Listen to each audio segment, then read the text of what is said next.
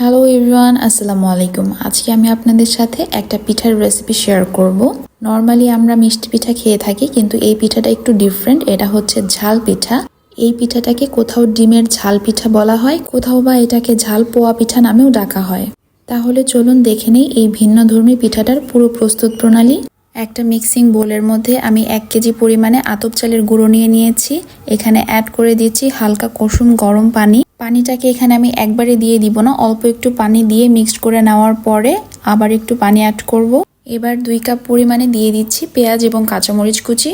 দিয়ে দিচ্ছি 1 চা চামচ লবণ, হাফ চা চামচ হলুদের গুঁড়ো, হাফ চা চামচ ধনিয়ার গুঁড়ো, 1 টেবিল চামচ আদা রসুন পেঁয়াজের পেস্ট। গরম মশলার গুঁড়ো দিয়েছি 1 চা চামচ।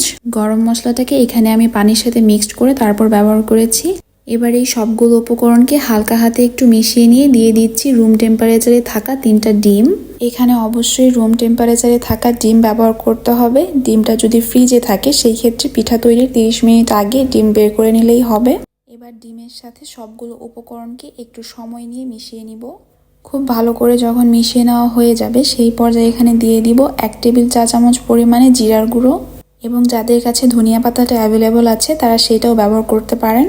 এবার এটাকে আরও একটু মিশিয়ে নিয়ে রেস্টে রেখে দিব 10 মিনিটের জন্য। এবার চুলায় একটা প্যান বসিয়ে পর্যাপ্ত পরিমাণে তেল দিয়ে দিলাম।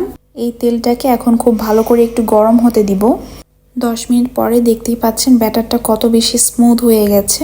এবার এই ব্যাটারটা দিয়ে পিঠা বানালে পিঠাগুলো অনেক বেশি ফুলে উঠবে এবং খেতে অনেক বেশি মজা লাগবে।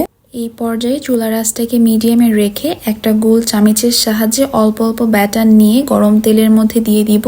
দেখতেই পাচ্ছেন পিঠার ব্যাটারগুলো তেলে দেওয়ার সাথে সাথে কি সুন্দর করে ফুলে উঠছে। চুলার আঁচটাকে মিডিয়ামে রেখে এবার এই পিঠাগুলোকে 1 পাশ 2 পাশ করে ভেজে নিতে হবে। যখন পিঠাগুলোর মধ্যে খুব সুন্দর একটা হালকা বাদামি কালার চলে আসবে সেই পর্যায়ে বুঝতে হবে পিঠাগুলো ভেজে নেওয়া হয়ে গেছে। এভাবে আমি সেম প্রসেসে সবগুলো পিঠাকে এবার ভেজে নিচ্ছি। সো এই তো সবগুলো পিঠা আমার ভেজে নেওয়া হয়ে গেছে। দেখতেই পাচ্ছেন পিঠাগুলো দেখতে কত বেশি সুন্দর লাগতেছে এবং এটা খেতেও অনেক বেশি মজার। যারা একটু ভিন্নধর্মী পিঠা পছন্দ করেন তারা চাইলে এই পিঠাটা বাসায় একবার তৈরি করে দেখতে পারেন। এবার একটা পিঠার ভেতরের অংশ আমি আপনাদের দেখিয়ে দিচ্ছি। দেখতেই পাচ্ছেন পিঠাটা ভেতর থেকেও ঠিক কত বেশি পারফেক্ট হয়েছে।